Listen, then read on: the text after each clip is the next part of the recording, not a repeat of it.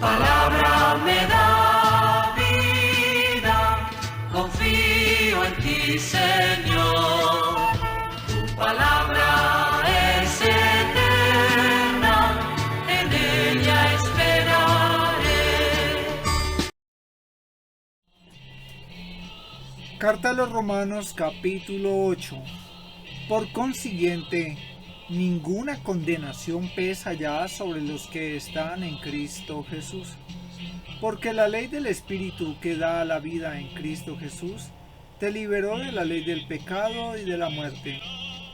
Pues lo que era imposible a la ley, reducida a la impotencia por la carne, Dios, habiendo enviado a su propio Hijo en una carne semejante a la del pecado y en orden al pecado, condenó el pecado en la carne, a fin de que la justicia de la ley se cumpliera en nosotros, que seguimos una conducta no según la carne, sino según el Espíritu. Efectivamente, los que viven según la carne desean lo carnal, mas los que viven según el Espíritu lo espiritual. Pues las tendencias de la carne son muerte, mas las del Espíritu vida y paz. Ya que las tendencias de la carne llevan al odio a Dios, no se someten a la ley de Dios, ni siquiera pueden. Así, los que están en la carne no pueden agradar a Dios. Mas vosotros no estáis en la carne, sino en el Espíritu, ya que el Espíritu de Dios habita en vosotros.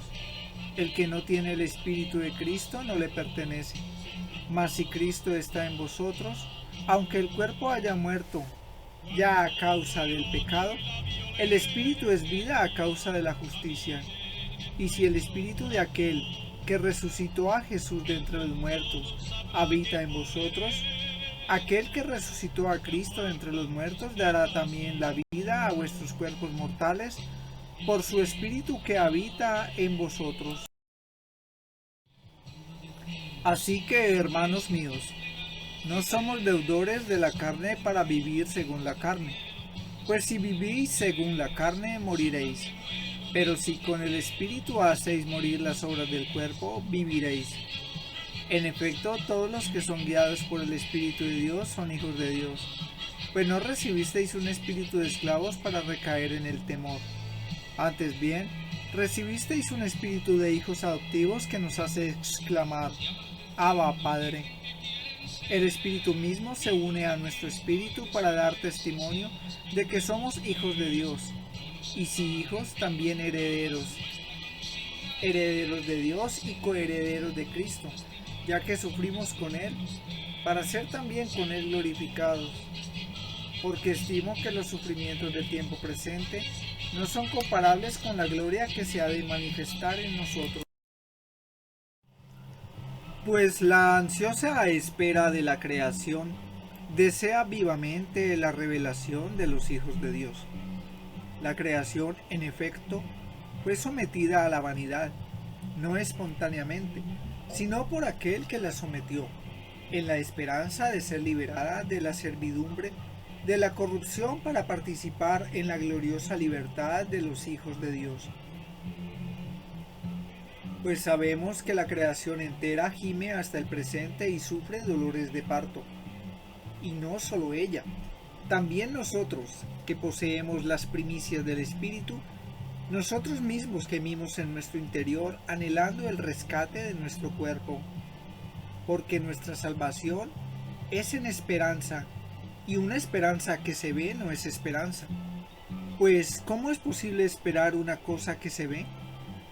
Pero esperar lo que no vemos es aguardar con paciencia. Y de igual manera, el Espíritu viene en ayuda de nuestra flaqueza, pues nosotros no sabemos cómo pedir para orar como conviene, mas el Espíritu mismo intercede por nosotros con gemidos inefables, y el que escruta los corazones conoce cuál es la aspiración del Espíritu, y que su intercesión a favor de los santos es según Dios.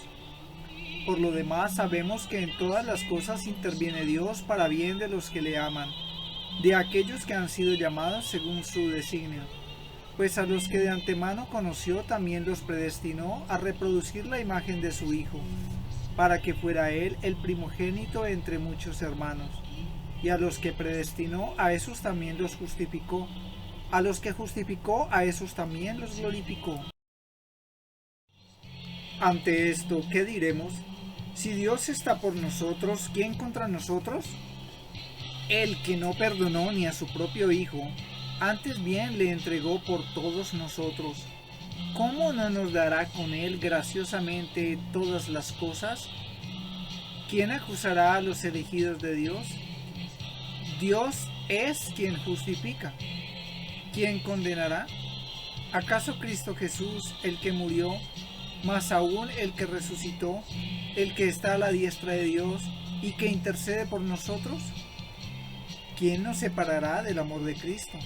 La tribulación, la angustia, la persecución, el hambre, la desnudez, los peligros, la espada.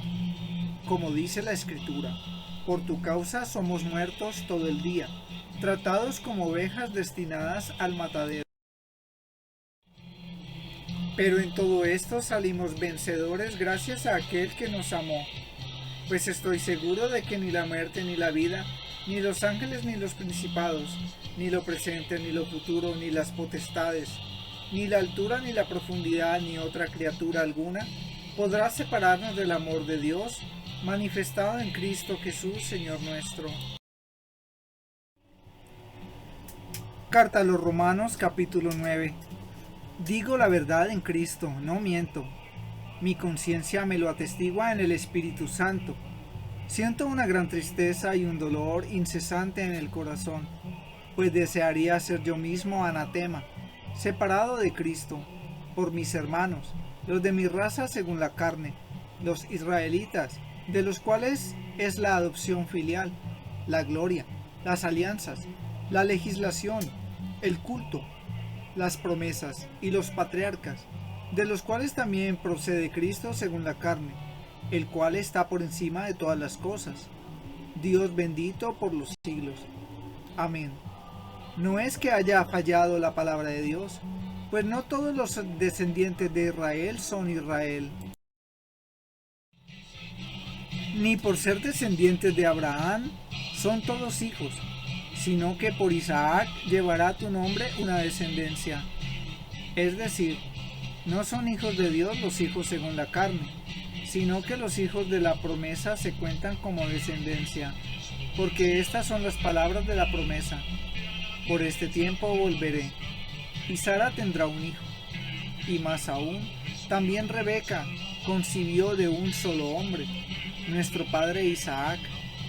Ahora bien, antes de haber nacido, y cuando no habían hecho ni bien ni mal, para que se mantuviese la libertad de la elección divina, que depende no de las obras sino del que llama, le fue dicho a Rebeca: el mayor servirá al menor.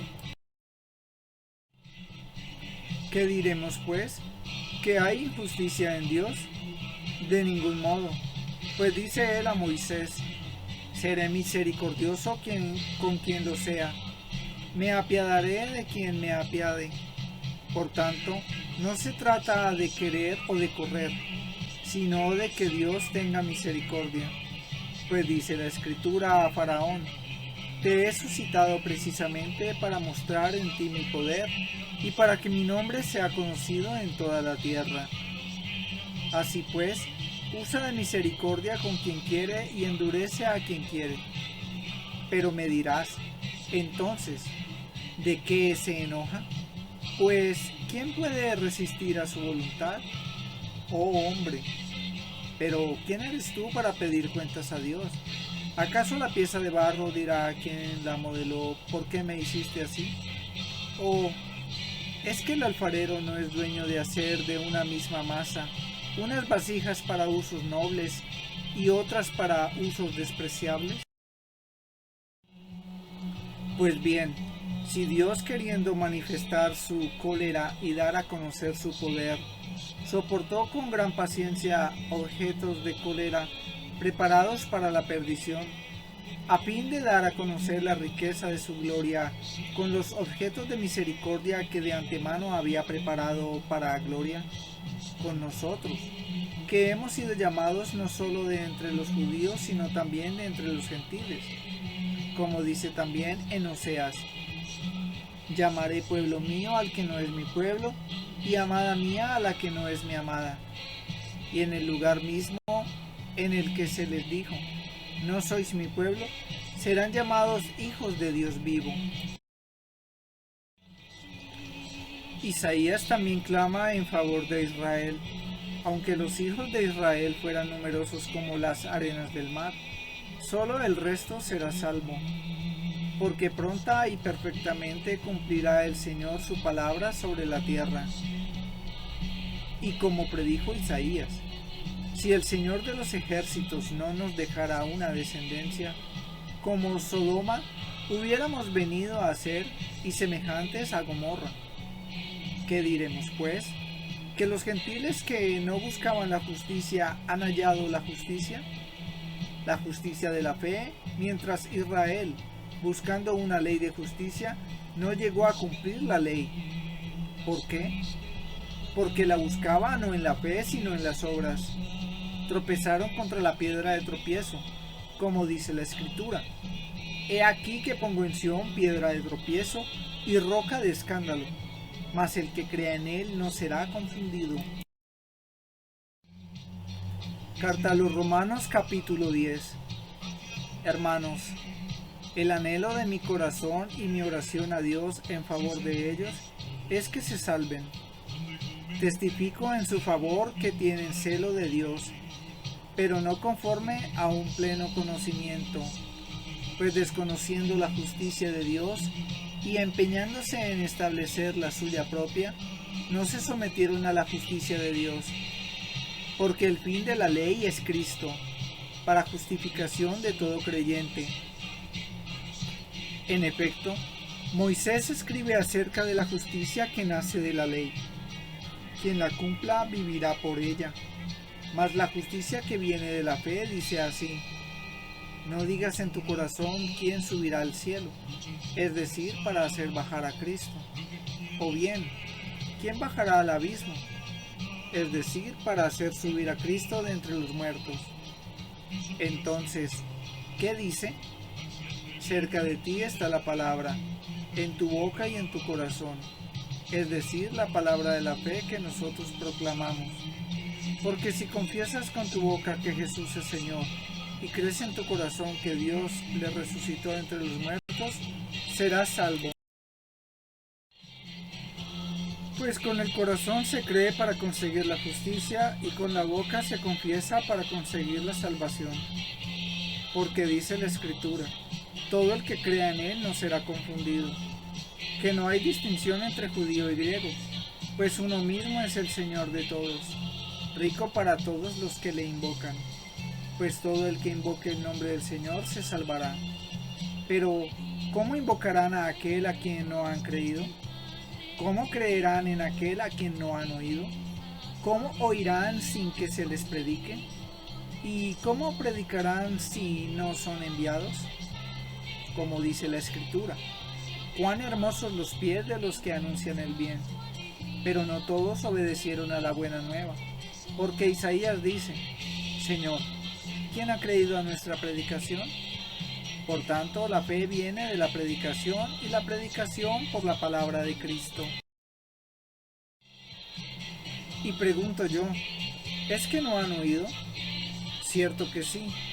Por toda la tierra se ha difundido su voz, y hasta los confines de la tierra sus palabras. Pero pregunto, ¿es que Israel no comprendió? Moisés es el primero en decir: os volveré celosos de una que no es nación. Contra una nación estúpida os enfureceré.